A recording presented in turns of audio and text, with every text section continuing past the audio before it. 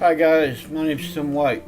Integrity Network is my YouTube channel, and the current project that we're working on is out of a book that's called Think and Grow Rich. What I've done is simply put it into text form along with an audio track. These little videos, there's a series of them. There's 13 chapters in the book. So what I want to ask you folks to do is to go over to my YouTube channel and subscribe to it, so that whenever I release the new videos, you'll be able to tell that they've been released. Along with that, there's some cards either going to be up there or over there or maybe even over here. I'm not real sure where they're at, folks, but they're there. And what's going to happen is whenever I release the video, other videos will be attached to those cards, either the comments or the different chapters or whatever. I'll forewarn you that the chapters, some of them are a little bit lengthy, but it's well worth the read. Well worth it. It's changed my life. So I hope you folks do enjoy the video. Subscribe and like and share with your friends. Comment below and let me know what you thought of the video, so that I can avoid any errors, and let me know what you want to know about. Thank you very much. The man who thought his way into partnership with Thomas A. Edison. Truly, thoughts are things, and powerful things at that, when they are mixed with definiteness of purpose, persistence, and a burning desire for their translation into riches, or other material objects.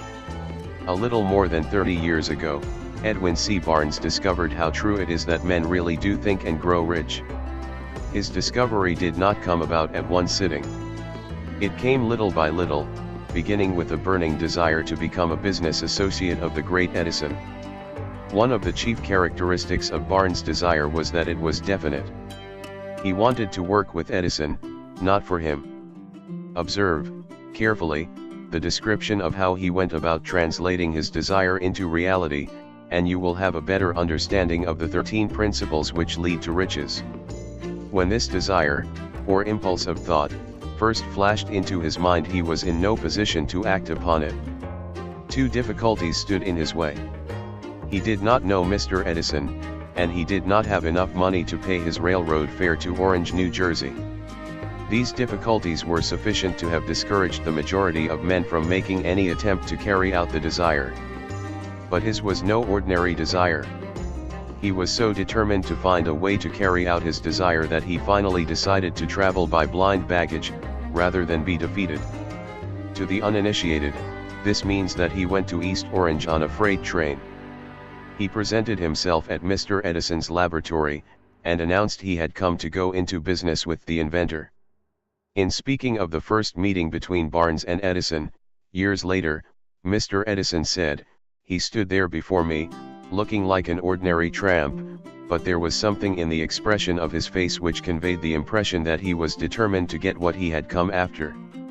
I had learned, from years of experience with men, that when a man really desires a thing so deeply that he is willing to stake his entire future on a single turn of the wheel in order to get it, he is sure to win. I gave him the opportunity he asked for, because I saw he had made up his mind to stand by until he succeeded. Subsequent events proved that no mistake was made. Just what young Barnes said to Mr. Edison on that occasion was far less important than that which he thought. Edison, himself, said so. It could not have been the young man's appearance which got him his start in the Edison office, for that was definitely against him. It was what he thought that counted. If the significance of this statement could be conveyed to every person who reads it, there would be no need for the remainder of this book. Barnes did not get his partnership with Edison on his first interview. He did get a chance to work in the Edison offices, at a very nominal wage, doing work that was unimportant to Edison, but most important to Barnes, because it gave him an opportunity to display his merchandise where his intended partner could see it. Months went by. Apparently nothing happened to bring the coveted goal which Barnes had set up in his mind as his definite major purpose. But something important was happening in Barnes' mind. He was constantly intensifying his desire to become the business associate of Edison. Psychologists have correctly said that when one is truly ready for a thing, it puts in its appearance. Barnes was ready for a business association with Edison. Moreover, he was determined to remain ready until he got that which he was seeking. He did not say to himself, "Ah well, what's the use? I guess I'll change my mind and try for a salesman's job." But, he did say, "I came here to go into business with Edison, and I'll accomplish this end if it takes the remainder of my life." He meant it. What a different story men would have to tell if only they would adopt a definite purpose, and stand by that purpose until it had time to become an all-consuming obsession. Maybe young Barnes did not know it at the time, but his bulldog determination, his persistence in standing back of a single desire, was destined to mow down all opposition, and bring him the opportunity he was seeking. When the opportunity came, it appeared in a different form, and from a different direction than Barnes had expected. That is one of the tricks of opportunity. It has a sly habit of slipping in by the back door, and often it comes disguised in the form of misfortune, or temporary defeat. Perhaps this is why so many fail to recognize opportunity. Mr. Edison had just perfected a new office device, known at that time as the Edison dictating machine, now the Ediphone. His salesmen were not enthusiastic over the machine. They did not believe it could be sold without great effort. Barnes saw his opportunity. It had crawled in quietly, hidden in a queer-looking machine which interested no one but Barnes and the inventor. Barnes knew he could sell the Edison dictating machine. He suggested this to Edison, and promptly got his chance. He did sell the machine. In fact, he sold it so successfully that Edison gave him a contract to distribute and market it all over the nation. Out of that business association grew the slogan, "Made by Edison and installed by Barnes." The business alliance has been in operation for more than 30 years. Out of it Barnes has made himself rich in money, but he has done something infinitely greater. He has proved that one really may think and grow rich. How much actual cash that original desire of Barnes has been worth to him, I have no way of knowing. Perhaps it has brought him $2 or $3 million, but the amount, whatever it is, becomes insignificant when compared with the greater asset he acquired in the form of definite knowledge that an intangible impulse of thought can be transmuted into its physical counterpart by the application of known principles. Barnes literally thought himself into a partnership with the great Edison. He thought himself into a fortune. He had nothing to start with, except the capacity to know what he wanted, and the determination to stand by that desire until he realized it. He had no money to begin with. He had but little education. He had no influence. But he did have initiative, faith, and the will to win. With these intangible forces he made himself #1 man with the greatest inventor who ever lived. Now, let us look at a different situation, and study a man who had plenty of tangible evidence of riches, but lost it, because he stopped 3 feet short of the goal he was seeking. 3 feet from gold. One of the most common causes of failure is the habit of quitting when one is overtaken by temporary defeat. Every person is guilty of this mistake at one time or another. An uncle of R.U. Darby was caught by the gold fever in the gold rush days, and went west to dig and grow rich. He had never heard that more gold has been mined from the brains of men than has ever been taken from the earth. He staked a claim and went to work with pick and shovel. The going was hard, but his lust for gold was definite. After weeks of labor, he was rewarded by the discovery of the shining ore. He needed machinery to bring the ore to the surface. Quietly, he covered up the mine, retraced his footsteps to his home in Williamsburg, Maryland, told his relatives and a few neighbors of the strike. They got together money for the needed machinery, had it shipped. The uncle and Darby went back to work the mine. The first car of ore was mined, and shipped to a smelter. The returns proved they had one of the richest mines in Colorado. A few more cars of that ore would clear the debts. Then would come the big killing in profits. Down went the drills. Up went the hopes of Darby and Uncle. Then something happened. The vein of gold ore disappeared. They had come to the end of the rainbow, and the pot of gold was no longer there. They drilled on, desperately trying to pick up the vein again, all to no avail. Finally, they decided to quit. They sold the machinery to a junk man for a few $100s, and took the train back home. Some junk men are dumb, but not this one. He called in a mining engineer to look at the mine and do a little calculating. The engineer advised that the project had failed, because the owners were not familiar with fault lines. His calculations showed that the vein would be found just 3 feet from where the Darbys had stopped drilling. That is exactly where it was found.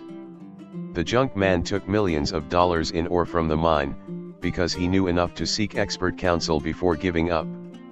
Most of the money which went into the machinery was procured through the efforts of R.U. Darby, who was then a very young man. The money came from his relatives and neighbors, because of their faith in him. He paid back every dollar of it, although he was years in doing so. Long afterward, Mr. Darby recouped his loss many times over, when he made the discovery that desire can be transmuted into gold. The discovery came after he went into the business of selling life insurance. Remembering that he lost a huge fortune, because he stopped 3 feet from gold, Darby profited by the experience in his chosen work, by the simple method of saying to himself, "I stopped 3 feet from gold, but I will never stop because men say no when I ask them to buy insurance." Darby is one of a small group of fewer than 50 men who sell more than $1 million in life insurance annually. He owes his stickability to the lesson he learned from his quitability in the gold mining business. Before success comes in any man's life, he is sure to meet with much temporary defeat, and, perhaps, some failure. When defeat overtakes a man, the easiest and most logical thing to do is to quit. That is exactly what the majority of men do. More than 500 of the most successful men this country has ever known, told the author their greatest success came just one step beyond the point at which defeat had overtaken them. Failure is a trickster with a keen sense of irony and cunning. It takes great delight in tripping one when success is almost within reach. A 50-cent lesson in persistence. Shortly after Mr. Darby received his degree from the University of Hard Knocks, and had decided to profit by his experience in the gold mining business, he had the good fortune to be present on an occasion that proved to him that no does not necessarily mean no. One afternoon he was helping his uncle grind wheat in an old-fashioned mill. The uncle operated a large farm on which a number of colored sharecrop farmers lived. Quietly, the door was opened, and a small colored child, the daughter of a tenant, walked in and took her place near the door. The uncle looked up, saw the child, and barked at her roughly, "What do you want?" Meekly, the child replied, "My mammy say send her 50 cents. "I'll not do it," the uncle retorted, "now you run on home." "Yes sir," the child replied. But she did not move. The uncle went ahead with his work, so busily engaged that he did not pay enough attention to the child to observe that she did not leave. When he looked up and saw her still standing there, he yelled at her, "I told you to go on home. Now go, or I'll take a switch to you." The little girl said yes sir, but she did not budge an inch. The uncle dropped a sack of grain he was about to pour into the mill hopper, picked up a barrel stave, and started toward the child with an expression on his face that indicated trouble. Darby held his breath. He was certain he was about to witness a murder. He knew his uncle had a fierce temper. He knew that colored children were not supposed to defy white people in that part of the country. When the uncle reached the spot where the child was standing, she quickly stepped forward one step, looked up into his eyes, and screamed at the top of her shrill voice, "My mammy's gotta have that 50 cents. The uncle stopped, looked at her for a minute, then slowly laid the barrel stave on the floor, put his hand in his pocket, took out $50, and gave it to her. The child took the money and slowly backed toward the door, never taking her eyes off the man whom she had just conquered. After she had gone, the uncle sat down on a box and looked out the window into space for more than 10 minutes. He was pondering, with awe, over the whipping he had just taken. Mr. Darby, too, was doing some thinking. That was the first time in all his experience that he had seen a colored child deliberately master an adult white person. How did she do it? What happened to his uncle that caused him to lose his fierceness and become as docile as a lamb? What strange power did this child use that made her master over her superior? These and other similar questions flashed into Darby's mind, but he did not find the answer until years later, when he told me the story. Strangely, the story of this unusual experience was told to the author in the old mill, on the very spot where the uncle took his whipping. Strangely, too, I had devoted nearly a quarter of a century to the study of the power which enabled an ignorant, illiterate colored child to conquer an intelligent man. As we stood there in that musty old mill, Mr. Darby repeated the story of the unusual conquest, and finished by asking, "What can you make of it? What strange power did that child use, that so completely whipped my uncle?" The answer to his question will be found in the principles described in this book. The answer is full and complete.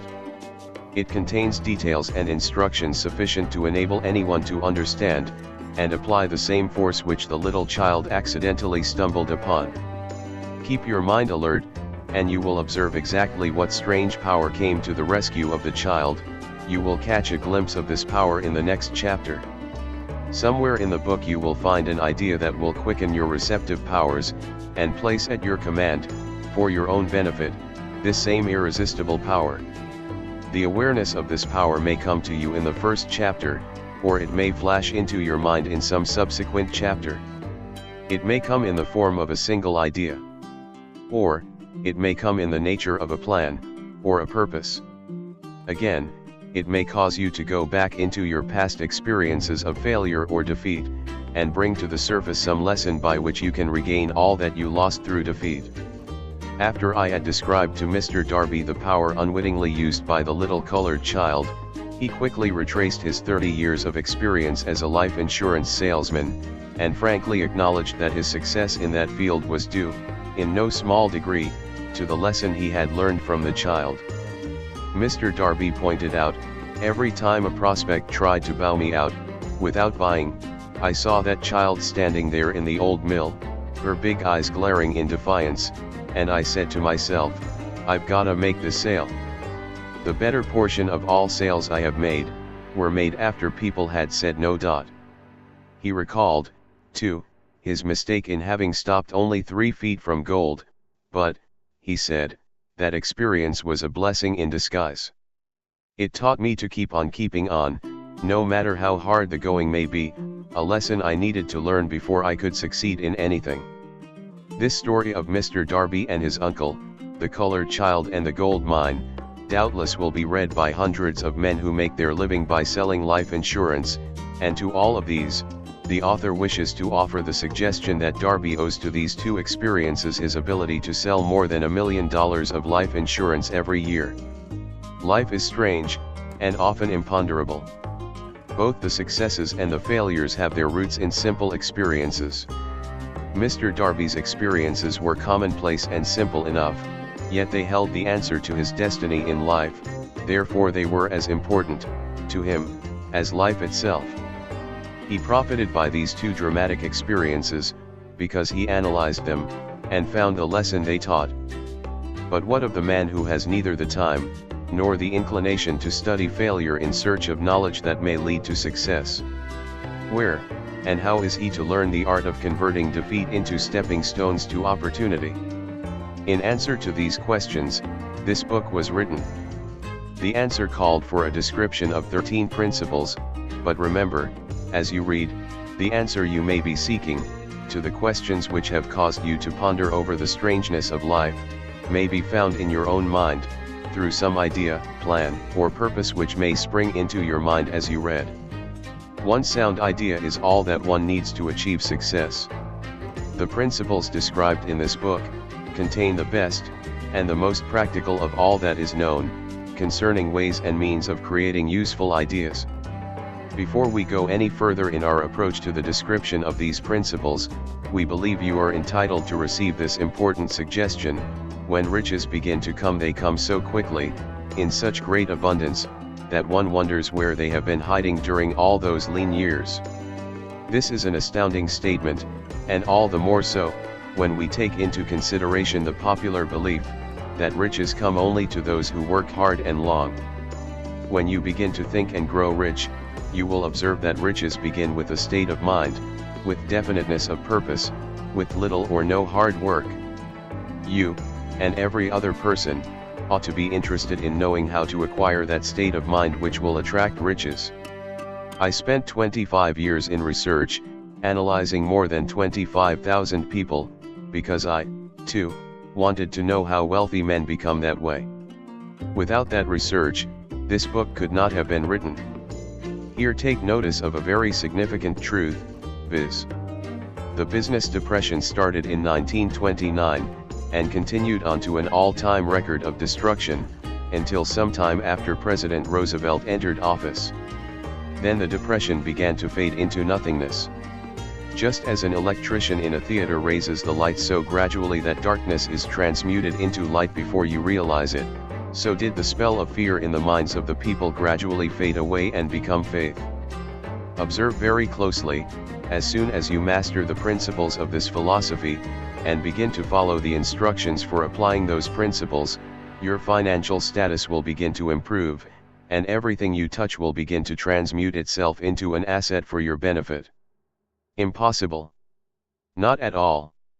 One of the main weaknesses of mankind is the average man's familiarity with the word impossible.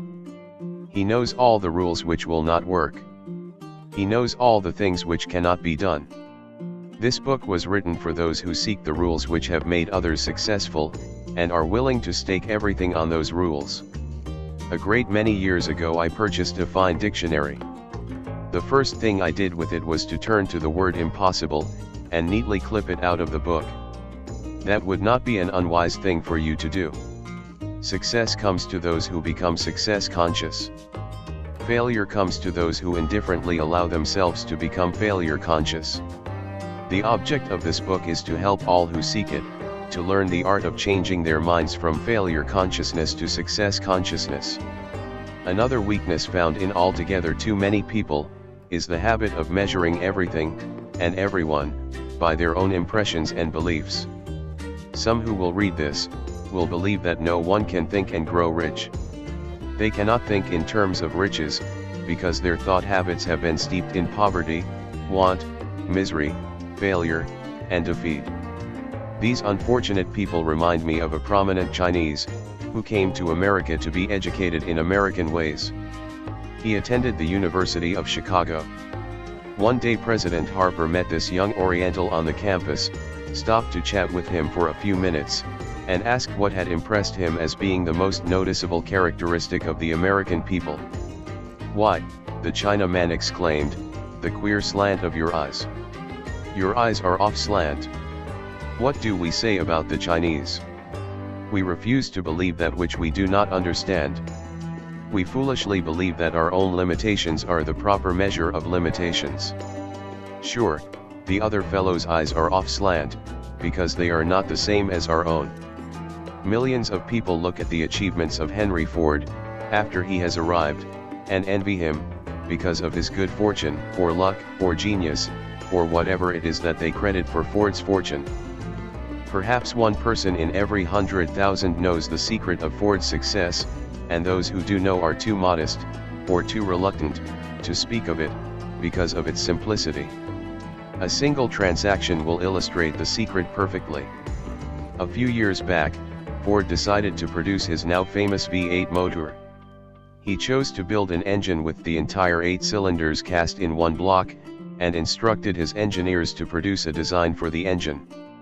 The design was placed on paper, but the engineers agreed, to a man, that it was simply impossible to cast an 8-cylinder gas engine block in one piece.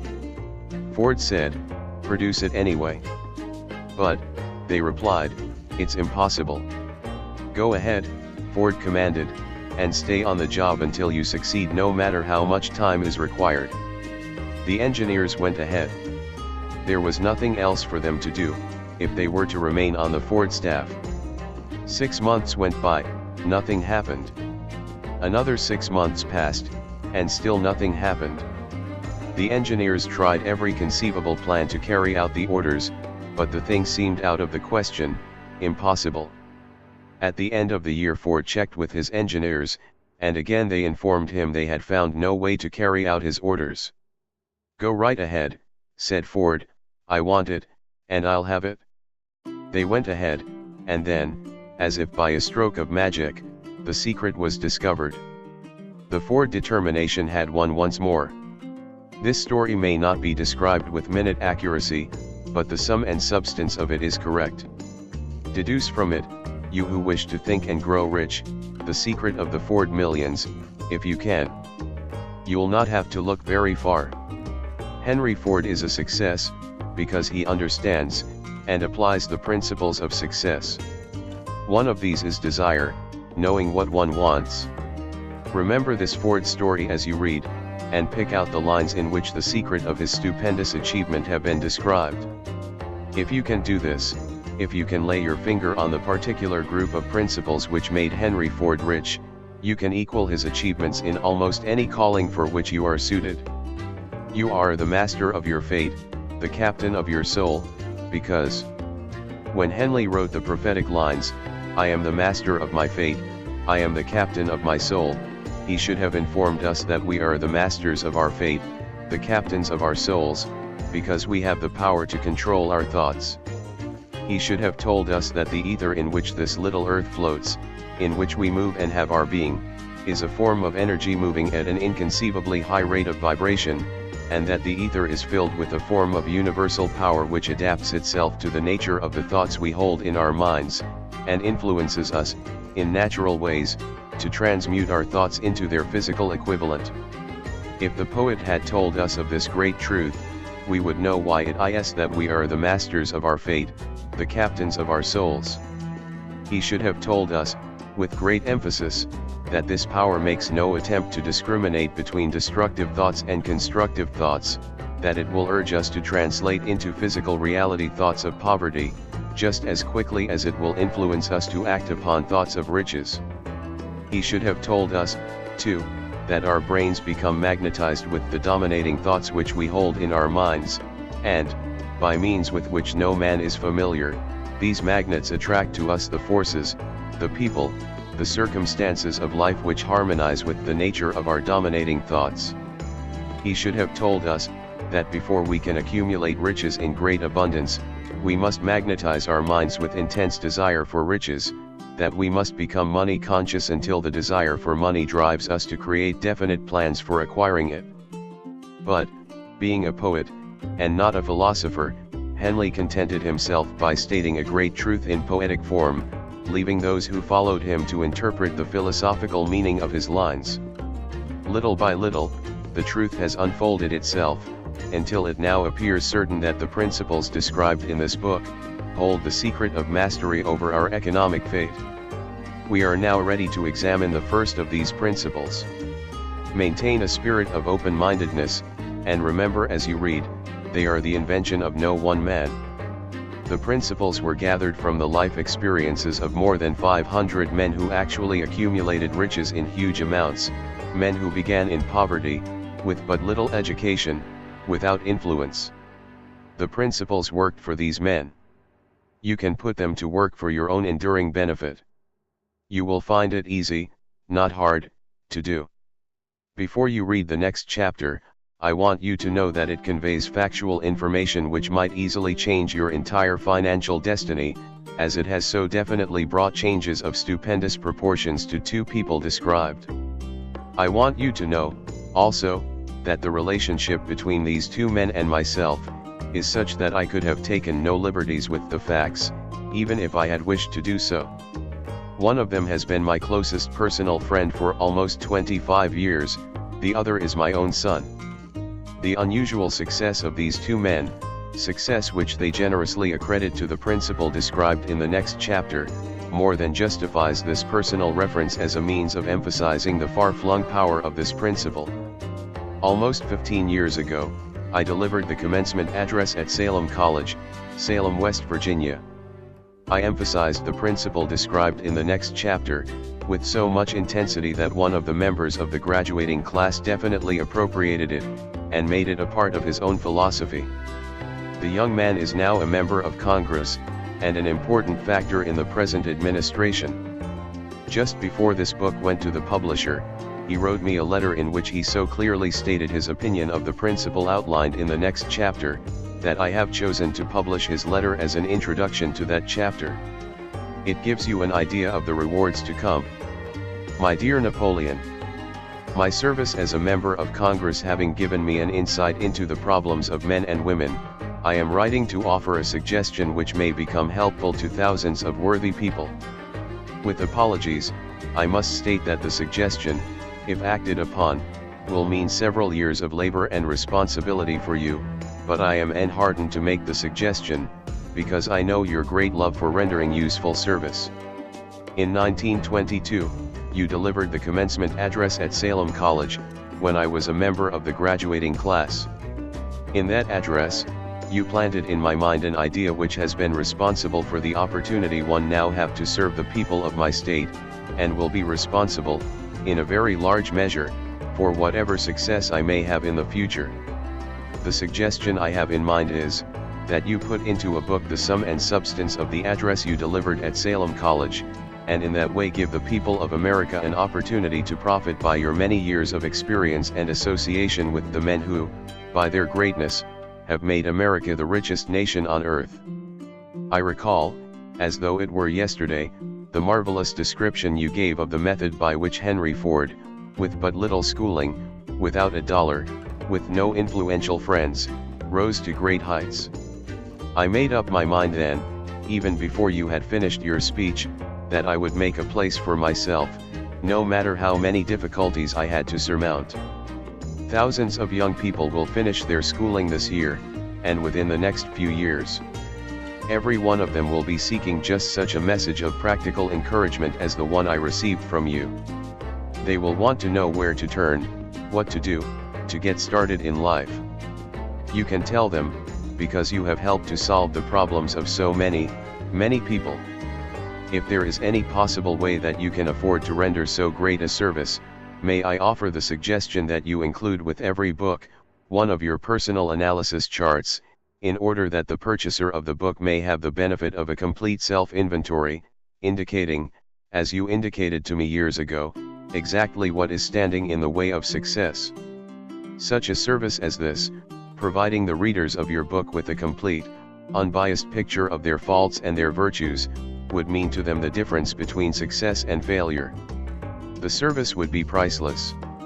Millions of people are now facing the problem of staging a comeback, because of the depression, and I speak from personal experience when I say, I know these earnest people would welcome the opportunity to tell you their problems, and to receive your suggestions for the solution. You know the problems of those who face the necessity of beginning all over again.